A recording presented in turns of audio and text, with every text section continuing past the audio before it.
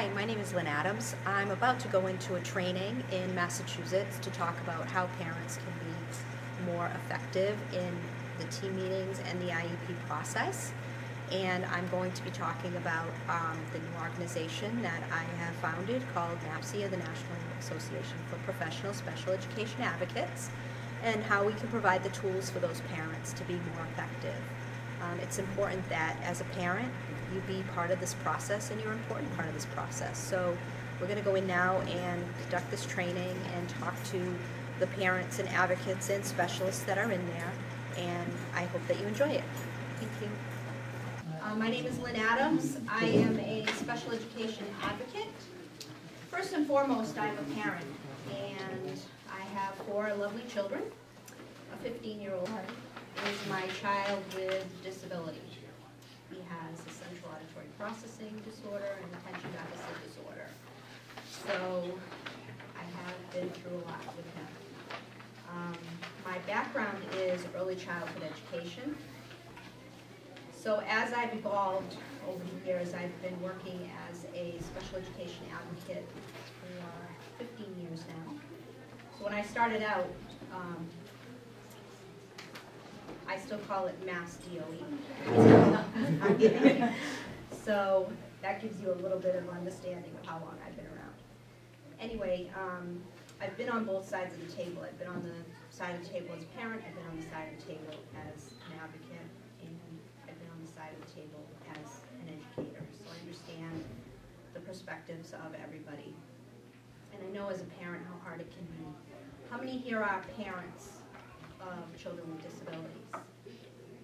Okay. And how many people here have been to a team meeting?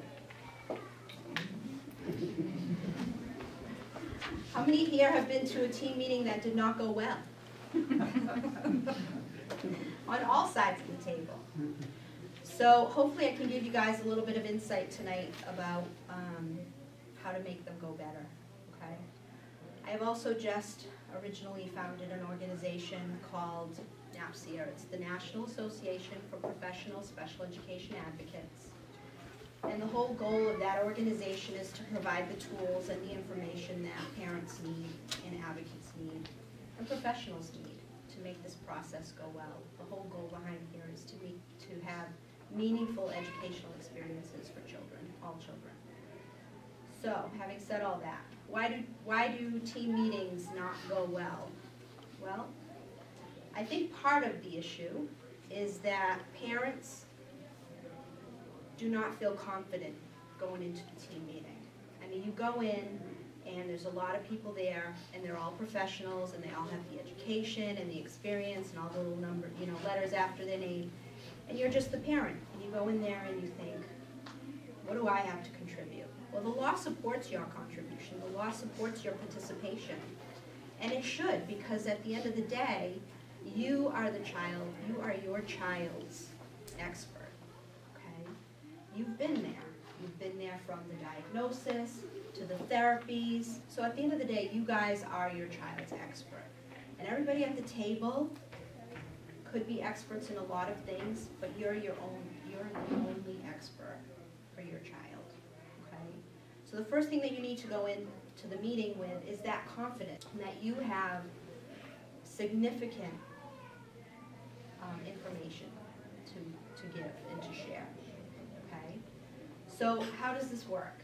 I've passed out a meeting prep form, and it's what I use with my parents when I advocate. It's also what I use when I go in for my own child. And I write down my list of concerns. The first question that you're going to get asked at a team meeting is, what are your concerns?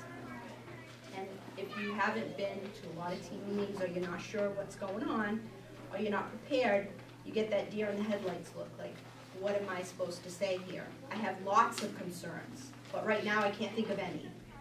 So this is a way to get all of those things down, to come into the meeting, to be prepared to talk about all of them. And you go down the list, and it also puts a little bit of control of that meeting back into your hands, okay? So now you go through those concerns, and you ask. So for example, one of your concerns might be, my child isn't organized. Ask this team, How are we going to address that? What are we going to do to help my child be more organized? And then write down what the response is. Write down what, as a team, you determine together. And then if you have some ideas about what your child needs, don't be afraid to ask that question as well. And say, I think this would help my child. Is the district willing to provide this? And see what the answer is. I don't recommend going in and arguing about this and that or getting into disputes at the table. The district is willing to provide it, great. Write it down that they're going to provide it. If they're not, then you'll have an opportunity with due process to follow that after, okay? The most important thing that I want to impart today is to go in there with the understanding that everybody at the table is professional, and you need to be respectful of that. I've never had a good meeting where anybody goes in and screams and hollers and acts disrespectful. Nothing good ever comes out of that. So always go in there with the understanding that we're all professionals and that you guys have that expertise about your child and have that confidence. Okay? Once the team meeting is complete and you have all of your documentation, so you've been diligently documenting what's going to happen and what's not going to happen, then you have some follow-up that you can do. You follow up with the meeting, you can send an email to say this is my understanding of what's happened at the meeting. The district should provide you with notification of whatever the decisions were in the meeting. So if they determined that your child is going to have A, B, and C, then your child is. If they've determined, you know, that you've requested something that they're not willing to provide, then, or they're not able to provide, or they don't feel is necessary, then they should notify you about that. And then you follow through with due process. So how do you go into a team meeting with that confidence? What tools do you need? The tools that you need, one of the tools I just gave you, the meeting prep form, letters that you can draft, other things that will help you be organized, an understanding of the laws, an understanding of the procedures, okay? All of those things help you be a better participant in this process. Where do you get those tools? Well, there's lots of places that you can get them.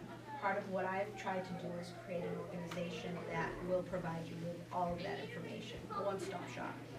So you can go in and you can get sample forms, sample letters.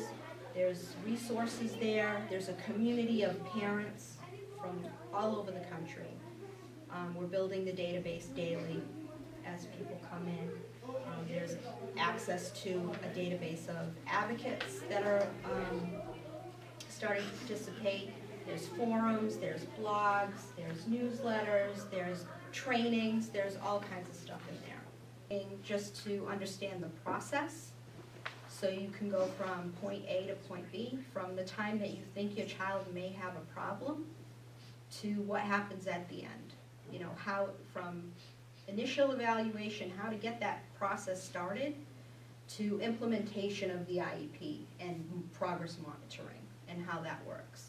And it's still an evolving process, because as a child ages, as they go through, you know, transitioning from elementary school to middle school to high school, and then they go through the transition to adulthood, you know, there's so much. And you can't, you know, I mean, I've been going to trainings for 15 years. I still learn things. I've been a trainer for the Federation. I've gone to the Department of Ed and gotten trainings. I've been part of the pilot programs. I've gone to NAPSEA. I've gone to, and that's what I'm hoping to do with NAPSEA, is to bring all that information together so that you don't have to go and pick, you know, apple pick it all. It's all there. It's under one, you know, one-stop shop.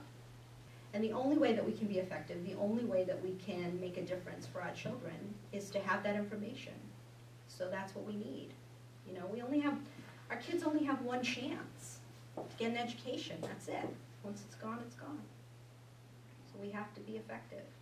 And we have to make sure that we are, as our child's expert, a full participant in this process. Well, thank you all very much.